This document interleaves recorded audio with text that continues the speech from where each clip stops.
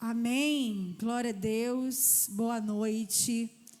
Eu queria, antes de começar a ministrar a palavra do Senhor, dizer que faltam 2 dias para a nossa imersão de mulheres, que vai acontecer no sábado, em 2 sessões, às 17 horas e às 19 horas. Então, você que fez a sua inscrição, você vai vir para cá às 17 horas e vai ficar com a gente nas 2 sessões, tá bom?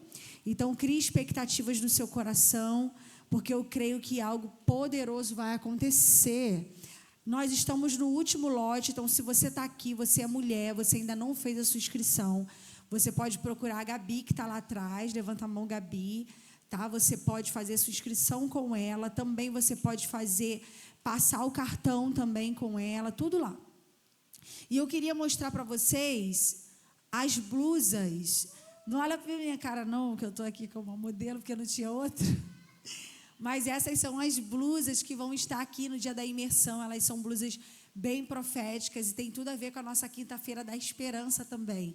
Né? Aqui esse que significa, embaixo está escrito esperança, e o outro é comece de novo. A Gabi está ali com algumas blusas já, então se você já quiser levar hoje, você leva para você não ficar sem, porque nós pedimos pouquíssimas quantidades, tá bom? Enfim, é isso, queridos. Muito obrigada, Andrei. Abra sua Bíblia comigo em Jó, capítulo 42. Glória a Deus.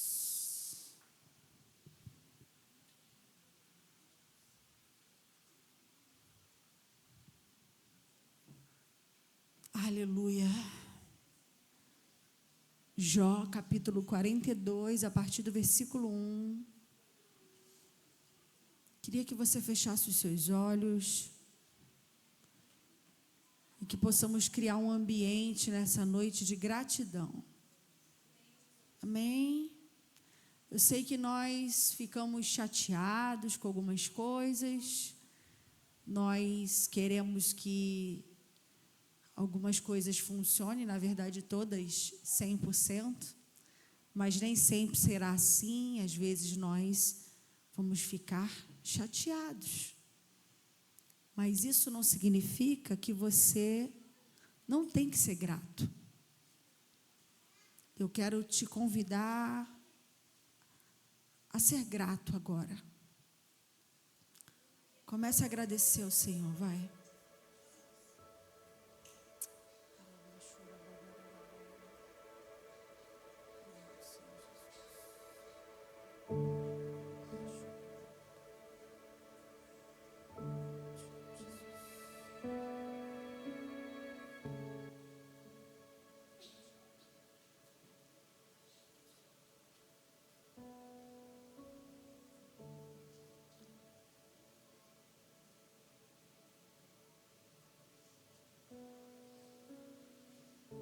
Isso, agradeça a Ele.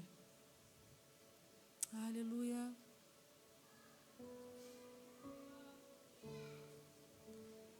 Enche esse lugar de gratidão. Te agradeço, Espírito Santo.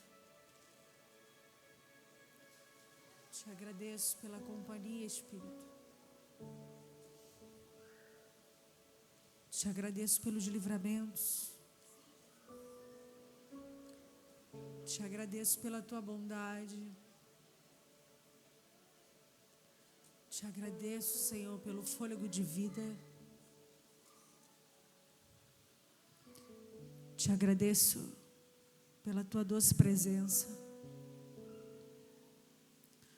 Te agradeço pela minha casa, pelos meus filhos. Te agradeço. Te agradeço pela minha história, Senhor. Te agradeço pelas inúmeras respostas. Te agradeço pelo silêncio. Te agradeço pela saúde. Te agradeço. Te agradeço. Isso, agradeço. Mais 2 minutos de agradecimento.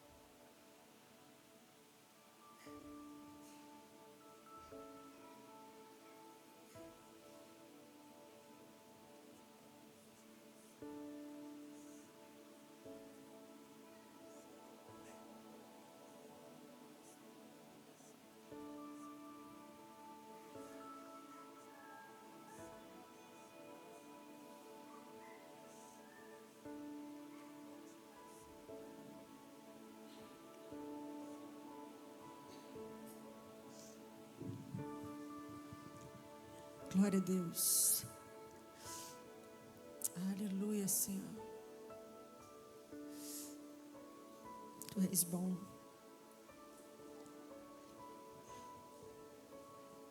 Tu és bom, Senhor.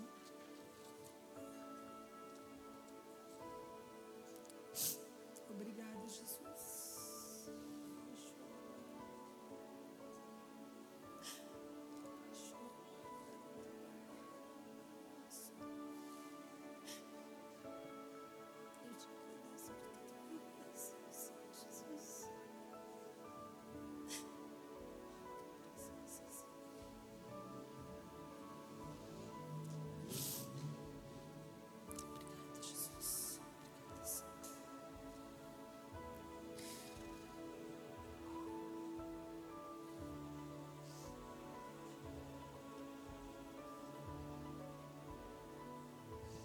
O tema da nossa mensagem hoje é: Deus vai perdoar a sua murmuração.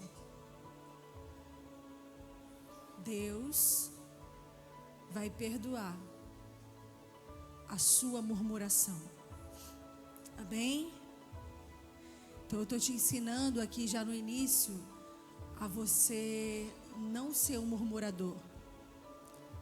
Porque quando você fica muito chateado, você começa a murmurar. Não tem problema ficar chateado, tem problema você murmurar. E quando você é grato, nada mais importa. Quando você é grato, você não tem tempo para murmurar. Porque os seus olhos agora não estão mais voltados para aquilo que você está chateado. Aquilo que você está chateado, você deixa de canto, porque você vai resolver. Mas aquilo que você precisa ser grato, você precisa exaltar o nome do Senhor, porque isso vai blindar seu coração. Isso vai anestesiar os desafios que você precisa enfrentar. Não tem nada a ver com Deus, tem a ver com aquilo que você precisa enfrentar. Acabou. Você nasceu numa geração, você veio de descendências geracionais. Então, existem coisas que já estão escritas para você viver. Qual é a diferença? É que agora Jesus está no barco. E aí, Jesus, ele vai conduzir você. Jesus, ele vai aliviar você. Jesus, ele vai pegar o fardo dos seus ombros. Aprendei de mim, que sou manso e humilde de coração.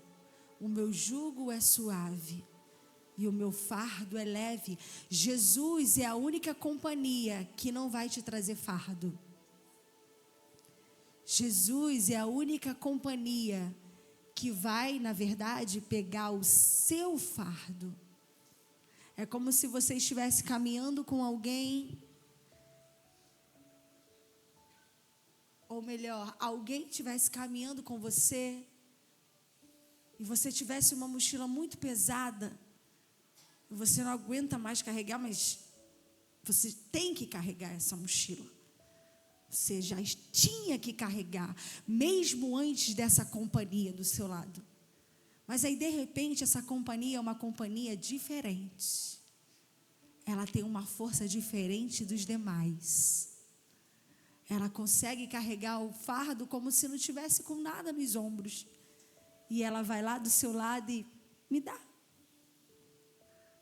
Como alguém pode abandonar essa companhia? Como alguém pode ignorar essa companhia? Talvez porque o fardo saiu dos seus ombros e agora você não sente tanto. Mas eu quero te dizer que esse fardo só está leve por causa dessa companhia. Se você se desconectar dessa companhia, o fardo vai voltar a ser como era antes.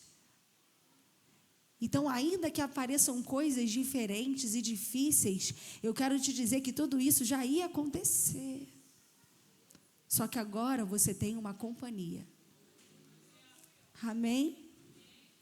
Jó capítulo 42, a partir do versículo 1, diz assim: Então Jó abre seu coração diante de Deus e declara. Jó abre o seu coração diante de Deus e declara.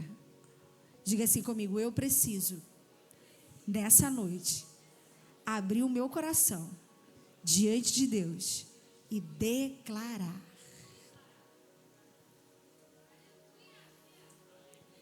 Quando você se levantar para orar, quando você vier aqui na frente, eu quero te pedir para não ficar assim, ó. Não. Abre o coração e declara. Fale, libere. A declaração do coração, ela é importante para o Senhor mudar o seu cativeiro. A declaração do seu coração é importante para o Senhor mudar a sua história. Então não é simplesmente Deus sabe o que eu estou pensando, não. Tem que declarar. Porque existe um adversário batendo na porta do céu e dizendo: também o Senhor o cerca de bens. O diabo está batendo a porta, a Bíblia diz que é de dia e de noite. Todas as brechas que você abre, todas, nenhuma delas passa batido, ela vai para diante do trono, ser questionada. De dia e de noite, ele está declarando contra você. Então, quando você rasgar o seu coração, você precisa declarar. Porque quando um filho começa a rasgar o coração, os ouvidos do pai, se atenta. Só que muitas das vezes você rasga o coração, mas não declara. Você precisa declarar. Sei que podes realizar tudo quanto desejares. Absolutamente nenhuma das tuas ideias e vontades serão frustradas. Versículo 3. Tu questionaste: quem é este que sem conhecimento obscurece o meu conselho? De fato, falei do que não entendia. Abordei assuntos sobremodo complexos, sem a devida sabedoria. Tu ordenaste, agora pois ouve-me e eu falarei, eu te questionarei e tu me responderás. Versículo 5, de fato, a declaração de Jó: meus ouvidos já tinham ouvido a teu respeito, contudo agora os meus olhos te contemplaram. Não é mais de conversinha, não é mais de historinha, não é mais, Deus é na minha vida. Não, agora tem uma intimidade. Agora Jó tem uma experiência. Agora Jó sabe o que ele está falando. Jó não é mais agora um crente qualquer, não. Jó é íntimo de Deus. Jó passou por momentos difíceis, suportou todos eles para ouvir quem era Deus. Versículo 6, por essa razão menosprezo a mim mesmo e me arrependo sinceramente no pó e na cinza. Versículo 7, logo depois que o Senhor disse essas palavras a Jó, declarou também a Elifaz, o temanita: eis que estou indignado contigo e com os teus 2 amigos, pois não falastes a verdade sobre a minha pessoa, como fez o meu servo Jó. Portanto, levai agora mesmo 7 novilhos e 7 carneiros ao meu servo Jó, e mediante eles oferecei um holocausto, sacrifício de elevação totalmente queimado pelo vosso pecado. O meu servo Jó intercederá por vós, eu aceitarei a oração dele em vosso favor, e não vos retribuirei segundo a vossa culpa e falta de juízo, pois não falastes a verdade a meu respeito, como fez o meu servo Jó. Então ele faz de Temã e seus amigos, Bildade e Suá, e Zofá e Namate, fizeram tudo quanto o Eterno lhes havia ordenado. E o Eterno aceitou o holocausto queimado por Jó e sua oração por seus amigos. Versículo 10. E depois que Jó intercedeu pelos seus amigos, o Senhor o tornou novamente próspero. Depois do pó e da cinza, depois do rasgar o coração, declarar, se arrepender, depois de perdoar os seus amigos, depois de interceder pelos seus amigos, o Senhor o tornou novamente próspero. Diga para essa pessoa que está do seu lado: existe o caminho das pedras.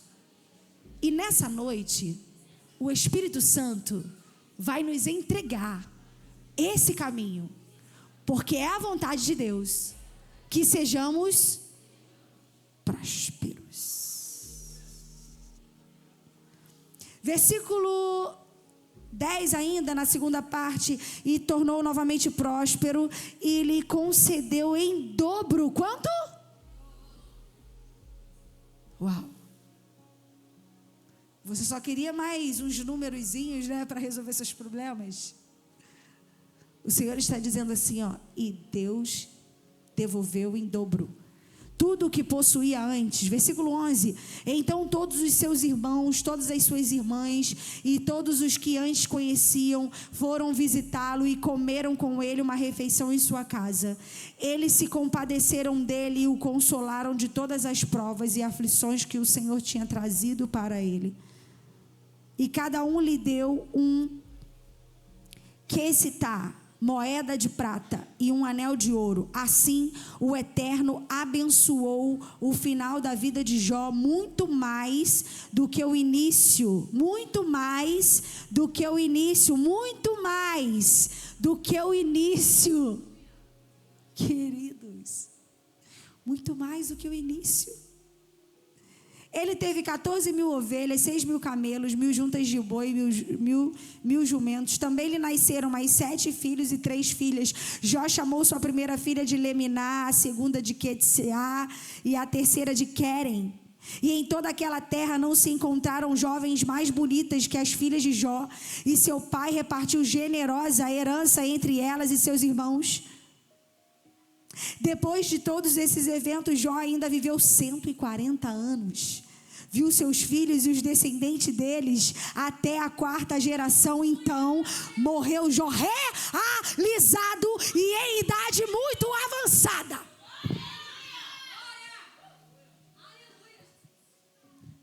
Diga assim: eu não morrerei frustrado. Eu estou no processo com Deus. Aleluia! Eu não morrerei frustrada, porque eu sei que eu creio no Senhor em todo o meu processo. E eu quero que você tenha a ousadia de declarar isso também na sua vida. Por isso que o tema da mensagem é: Deus vai perdoar as suas murmurações. Porque quando a tragédia chegou na vida de Jó, Jó permaneceu. Ele permaneceu. Ele foi firme. Ele aguentou todo o processo. E Deus deixou escrito a história de Jó para dizer para mim e para você que em alguns casos nós colheremos nessa vida também. Mas há aqueles nossos irmãos que pereceram e colheram na outra vida e vão colher na outra vida.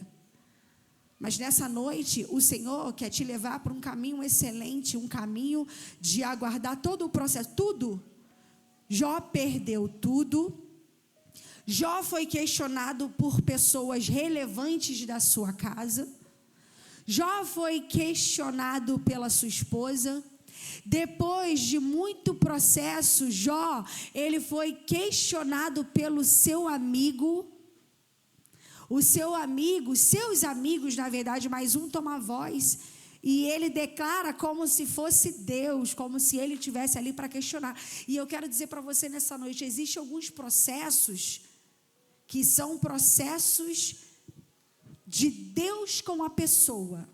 Não se mete. Outros processos é por causa de pecado, por causa de erros, por causa de falhas, por causa de rebeldia, desobediência, mas outros não.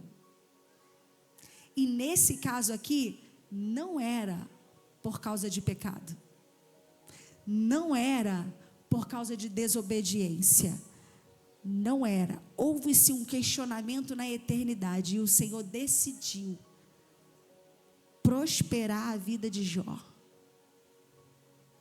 E eu quero te dizer que se você permanecer firme, crendo que o Deus de Jó existe, eu acredito na palavra. O que me fez perseverar nesse deserto que a gente passou no terreno foi acreditar na palavra. Eu creio na palavra. E eu creio que o Deus de Jó existe. E aí você pode pensar, poxa, mas aí Jó, e aí tudo que ele perdeu, como que ele vai ser feliz sem aquilo que ele perdeu, querido? No tempo novo, Deus coloca novos pensamentos. No tempo novo, Deus coloca novos sentimentos. No tempo novo, Deus coloca novos amigos, situações, circunstâncias. Todas as coisas se fazem nova no tempo novo de Deus. Então no tempo novo não tem lamento do passado. No tempo novo de Deus tem o que tinha que acontecer, aconteceu. Eu permaneci e louvado seja o nome do Senhor. No tempo novo de Deus não há culpa. No tempo novo de Deus não há tormento. No tempo novo de Deus não tem ladrão de alegria. Por quê? Porque o Senhor estabeleceu e está estabelecido. Então Jó viveu um tempo novo. Por causa da fidelidade. Mas existirem alguns momentos...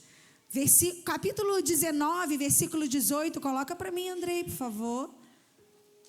19, versículo 18, diz assim, ele tá falando, né? Porque quando a gente está sentindo dor, se botar a gente para falar, a gente vai falar. A gente vai falar um monte de coisa que nem é para falar. Mas a gente vai falar. E no versículo 18 do capítulo 20... diz assim, do capítulo 19, perdão, versículo 18 do capítulo 19. Você pode ler o capítulo 19 todo, tá Jó falando. Mas eu me atentei a esses 3 versículos. Ele diz, até as crianças zombam de mim e acham graça do meu estado quando chego. Todos os meus amigos, inclusive os mais allegados, agora me detestam. Aqueles mais íntimos, a quem amo, simplesmente voltaram-se contra mim. Estou reduzido a pele e ossos, e apenas minhas gengivas ainda não estão inflamadas. Então ele começa a falar. Ele começa a dizer, e aparentemente aquela força toda, aquela fé toda está perecendo junto com a enfermidade. Mas deixa eu te falar uma coisa aqui, ó. A fé, ela não é feita de carne. A fé não tem osso. A fé não inflama. Não fica doente. Não apodrece. A fé é, ou você tem, ou você não tem. Então, se você entrou aqui nessa noite sem fé, o Senhor está te devolvendo agora. Seja restituído na sua fé, onde você estiver. Você que me ouve, que está em casa, você que está aqui presente, seja restituída a sua fé agora, na autoridade do nome de Jesus. Espírito Santo, meu amigo, começa a devolver aos meus irmãos a fé necessária para passar pelos processos, para suportar o tempo do silêncio, para esperar o Senhor se levantar e fazer alguma coisa. Seja restaurada a tua fé em nome de Jesus.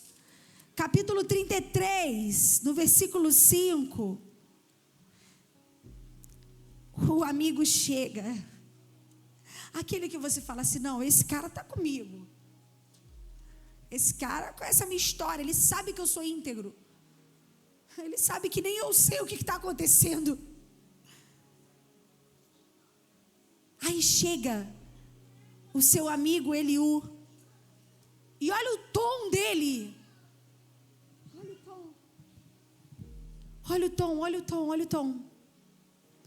Jó, ouve as minhas ponderações. E dá atenção a tudo que eu vou te dizer. Estou pronto para abrir a boca, as palavras já estão na ponta da minha língua.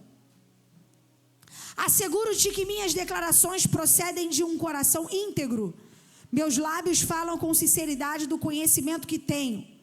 O Espírito de Deus me fez, e o sopro de Shaddai, o Todo-Poderoso, me proporciona vida. Versículo 5. Responde-me, se puderes, prepara-te para justificar-se perante minhas denúncias.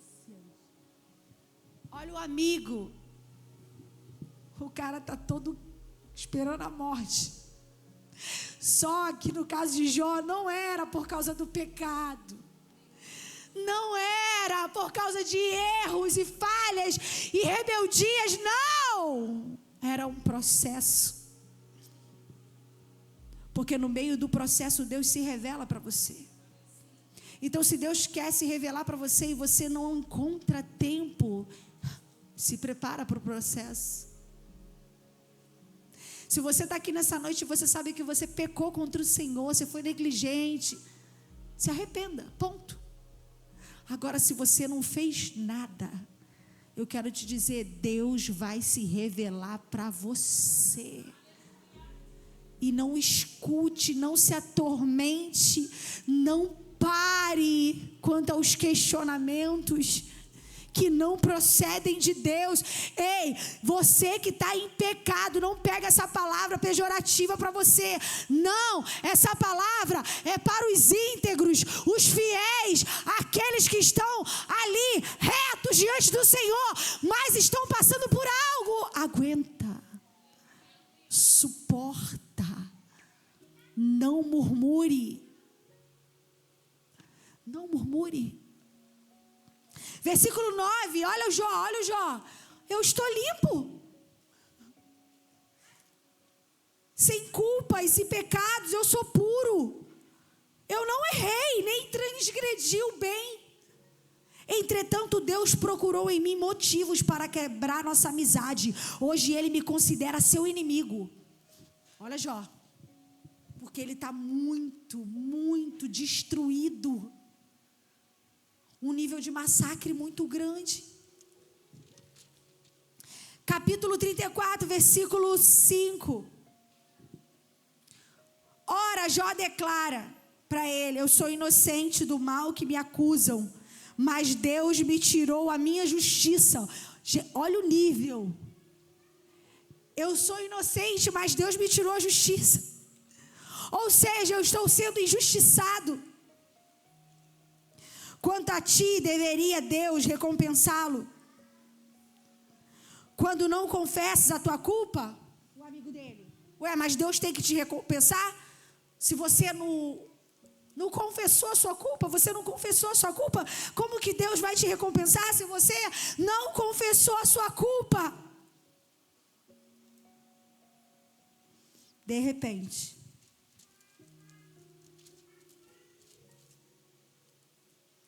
E de repente, capítulo 40, versículo 3. Jó, olha o título. Jó responde com humildade. Eis então que Jó abre a boca para responder a Yahvé, o Senhor: sou pecador. Como posso dignar-me a responder-te? Pelo contrário, tapo a minha boca com as minhas mãos para evitar as palavras mais. Falei uma vez, mas não repetirei. Ou mesmo 2 vezes, porém não insistirei. Olha a humildade de Jó.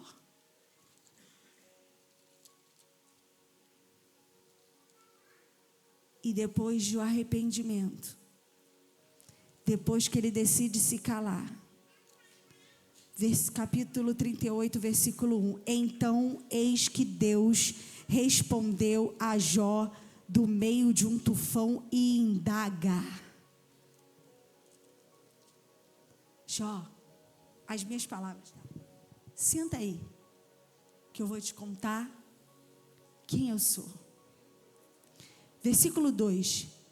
Quem é este que busca turvar os meus desígnios com palavras sem conhecimento?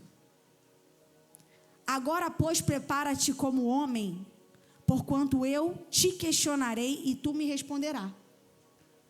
Porque assim, até os filhos de Jó, não era de Jó. Os bens, ele veio ao mundo como? Ei, você veio ao mundo como? Tinha enxoval lá no cantinho do rim da tua mãe? Tinha um Google Maps no estômago da sua mãe para você clicar e falar para onde eu irei quando eu chegar lá? Tinha, você sabia a quantidade de fralda necessária que você precisava? Você sabia de alguma coisa? Então Deus começa assim, ó. Então eu vou te questionar e tu vai me responder. Versículo 4. Onde estava tu quando eu lançava o alicerce da terra? Onde é que tu estava? Conta-me se é que tens verdadeiro entendimento. Deus está fazendo essa pergunta aqui para vocês essa noite. Versículo 5. Quem determinou os limites das dimensões da terra, Jó? Quem determinou? Quem é que fez isso? Por acaso é este que fala contigo? Quem determinou? Talvez tenhas essa resposta, ou quem estendeu sobre a face da terra o cordel, a linha de medir? Quem? Quem fez isso? E quanto aos seus fundamentos, sobre o que foram assentados? E quem colocou a angular, a pedra fundamental?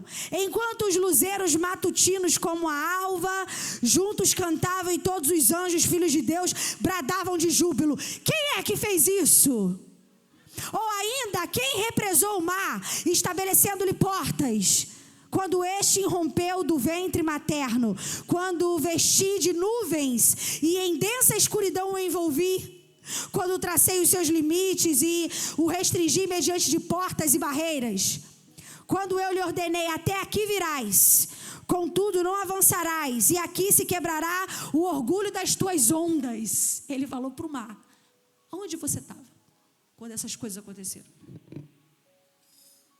Vou pular, porque a conversa é tensa. A conversa é capítulo 38, capítulo 39, capítulo 40, capítulo 41, só perguntando: onde é que tu estava quando eu fiz? Me explica como foram feitos os fundamentos, se a sua sabedoria tem condição de explicar. Me fala. Aí depois dessa lavada, ele responde: eu sou pecador. Queridos, o nosso Deus, Ele é grande. O nosso Deus, Ele é poderoso. Se nós ficarmos olhando para aquilo que dói e para aquilo que nos deixa chateados, nós não iremos contemplar o tamanho desse Deus. Ele é poderoso. Que haja sobre vós uma graça e uma convicção nessa noite para suportar processos que são relevantes, por favor. Que possamos sair do meio dessa geração falida, no meio da tecnologia. Eu li a história de uma mulher, Corinne ten Boom, uma holandesa de família cristã, que no tempo do nazismo, ela ajudou a esconder judeus. Eles eram apaixonados por Jesus. Querido, se aparecer alguém aqui agora querendo matar alguém, a gente não vai esconder. Não vai. A gente não vai proteger uma vida, a gente não vai fazer isso. Acabou o amor da terra. Acabou.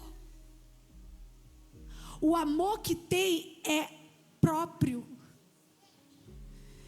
Ele é individual, ele é egocêntrico. Meu e para os meus filhos e para o meu esposo, para a minha casa, para os meus negócios, é o meu passeio, a minha comida, o meu dinheiro.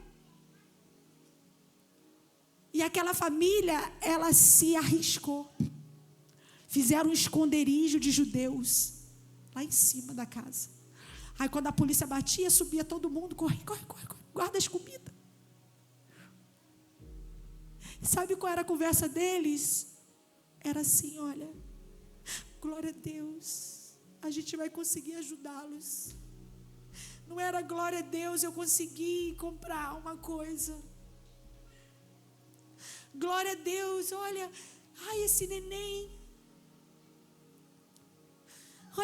judeu vai ficar com a gente, né? Ai, glória a Deus.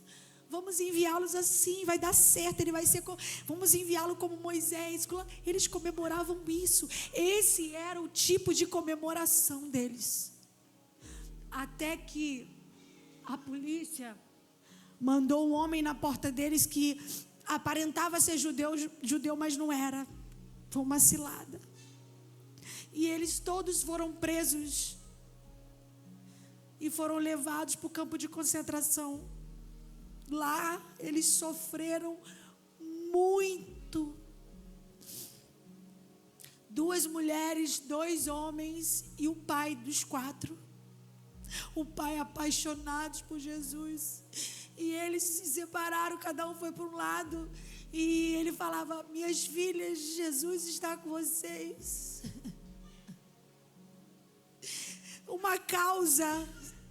Tinha uma causa do reino.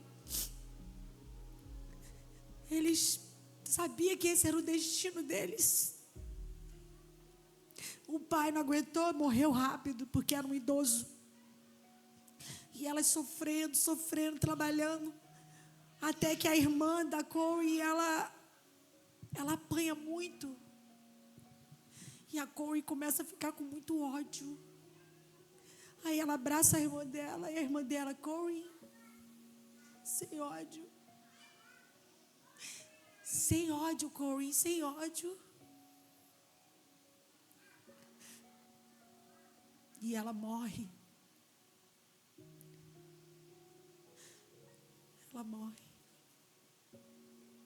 E Corey sai dali daquela prisão sem querer. Erraram o documento dela e ela sai. Ela vira uma pregadora. E um dia ela está pregando.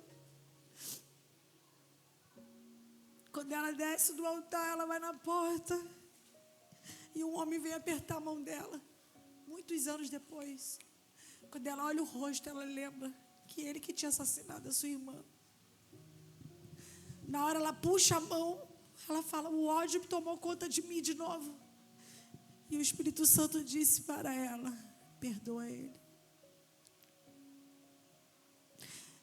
Queridos, suporte dores relevantes, por favor. Tem coisas que são tão banais, que chega a fere o evangelho de Jesus. Os nossos irmãos sofriam por coisas muito piores. Aí você está aqui hoje, o Espírito Santo vai curar você, mas você vai fazer o que com essa cura? Você vai fazer o que com essa liberdade? Esses dias eu falei com a Carol, pega o depoimento da menina que foi curada, e ela disse, eu não sei se eu estou pronta para expor meu testemunho. Como que é isso? Como que é isso? Que se levante uma geração apaixonada, que esse resto de amor, que o amor, ele seria pouco, né? A Bíblia diz que seria pouco amor, o amor vai se esfriar, ele vai ficar menor, ele vai ficar, se o amor, cara, eu fiquei querendo viver assim, como é que deveria ser viver o amor quente? Se quando a gente sente o amor de alguém, a gente fica bem, né? Imagina a gente ter nascido numa geração de um amor fervoroso, de um amor, sabe, abundante, pleno, a verdadeira intensidade do amor. Imagina ter nascido nesse tempo. Que vai ser de nós? A gente só tem uma chance. O Espírito Santo. Só essa chance. Se não for por Ele, a gente não vai conseguir. A gente vai ser uma pessoa que não vai parecer ter Cristo. A gente vai ser igual ao mundo, igual, idêntico. Diferença nenhuma. Mas nessa noite, o Senhor está nos levando a entender que nada mais importa. Que sejamos gratos pela cruz. Deus, Ele vai perdoar as nossas murmurações hoje. Depois do arrependimento genuíno. E Ele vai mudar a nossa rota. Eu estava olhando aquelas barricadas ali na rua, eu falei assim, cara, podia estar cheio de barricada de fogo, né? Fogo de avivamento. Das pessoas estarem, nem querer sair daqui, nem querer sair daqui, nem querer sair daqui. Deus não chamou esse lugar para ter barricada, Deus chamou para ter barricada de fogo de avivamento.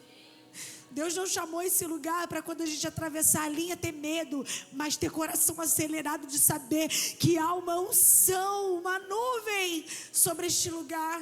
Mas cadê aqueles que anunciarão? Como eles ouvirão se não há quem pregue? Como eles ouvirão se aqueles que deveriam ter autoridade e fogo do Espírito têm medo? Medo de morrer. Medo de morrer. E a Bíblia vai dizer que não tenha medo daquele que pode tirar a sua vida, mas daquele que pode lançar a sua vida no fogo eterno. Ou seja, a principal vida não é essa aqui. É a vida eterna.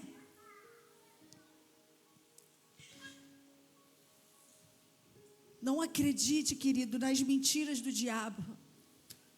O que vai fazer a gente suportar é entender que o diabo é um mentiroso. E ele mente. Ele mente na nossa mente.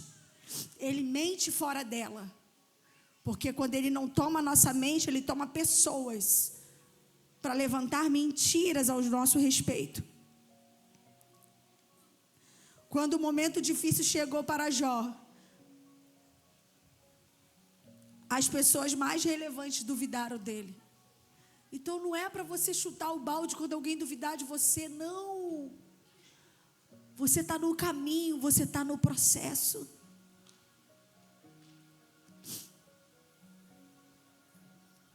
E por fim, Deus vai resolver todas as questões de um filho. Quando ele segue essa linha, quando ele segue esse caminho das pedras. Primeiro, suporta, se arrependa pelas murmurações, rasgue o coração, se declare ao Senhor, assuma quem você é. E o Senhor, quando ele aparece resolvendo, você viu? Ele vai lá e fala para o amigo dele: olha, você vai voltar lá, tá? Porque você falou que não devia para Jó. Eu não mandei você falar aquilo. Você falou errado em meu nome. Vai lá e corrige. E se ele orar por você, eu vou sarar você. Só que antes de você orar, eu quero que você oferte. Vai lá ofertar na vida dele. Eu quero que você leve novilho, vai lá, faz isso. Faz um altar em cima de Jó e libera aquilo lá. E depois que ele orar, eu vou curar você.